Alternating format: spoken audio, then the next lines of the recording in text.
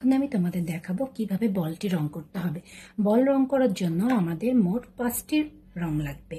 কি কি দেখো, লাল রং, নীল রং, সবুজ রং, হলুদ রং এবং বর্ডার দেওয়ার জন্য কালো রং। তাহলে এই 5টা রং আগে আমরা বের করে নিব, তারপরে আমরা কিভাবে করব দেখো, একটু একটু করে প্রতিটা ঘরে রং দিয়ে নিব যেখানে যেটা দিতে হবে, তাহলে আমাদের রং করতে সুবিধা হবে। একদম প্রথম ঘরটাতে আমরা করব লাল রং, এই জন্য আমরা একটু লাল রং দিয়ে এখানে দাগ দিয়ে নিব। লালের পাশের ঘরটাতে আমরা করব নীল রং, আমরা এখানে এই যে এই নীল, গাঢ় নীল, এই নীল রং দিয়ে একটু দাগ দিয়ে নেব। একদম এই নীল রং দিয়েই করবে, অন্য কোনো রং দিবে না। তারপরে আমরা লাল রঙের নিচের ঘরে করব এই গাঢ় সবুজ রংটি দিয়ে। এই গাঢ় সবুজ রংটা এখানে একটু এরকম করে নেবে। তারপরে নীল ঘরের নিচে আমরা করব হলুদ, এই হলুদ রংটা দিয়ে আমরা একটু এরকম করে নিব। তোমাদেরকে দেখানোর জন্য আমি কিছুটা রং করে ফেলেছি।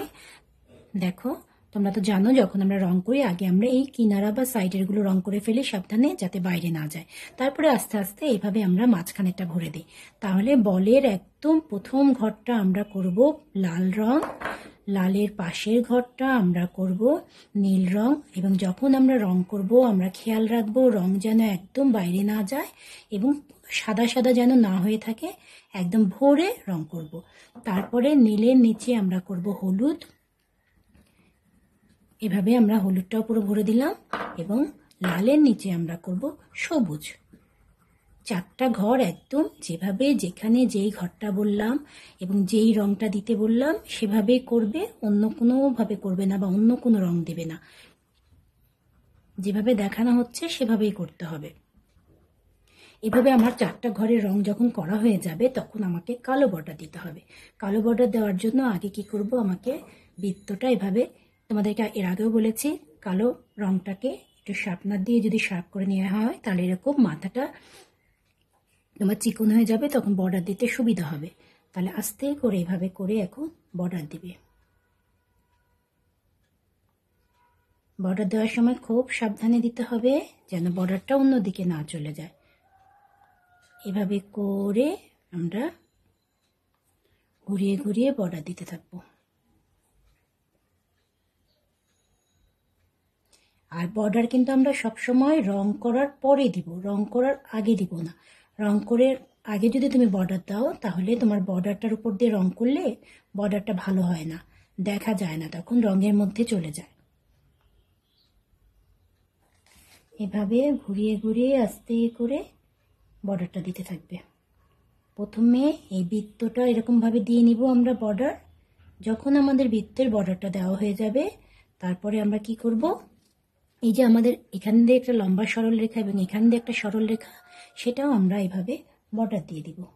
এই বর্ডারটা দিতে অনেকেই ভুলে যাও, একদম ভুলে যাবে না। বলের মাঝখানে এই সরল রেখা দুটোতেও বর্ডার দিতে হবে।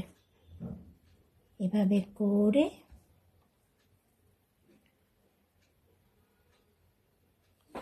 তারপরে এই দাগটাতেও আমরা বর্ডার দিব।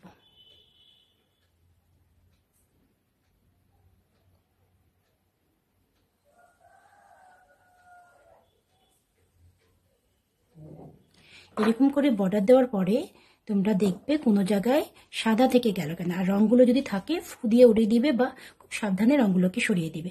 তারপরে যেখানে যেখানে তোমার আবার মনে হবে যে আমার একটু সাদা সাদা থেকে যাচ্ছে বা সাদা দেখা যাচ্ছে, সেই জায়গাগুলো আমরা আবার একটু এভাবে কালার করে দেব। যেই জায়গাগুলো আমাকে সাদা সাদা মনে হবে এভাবে করে রং দিয়ে দেব।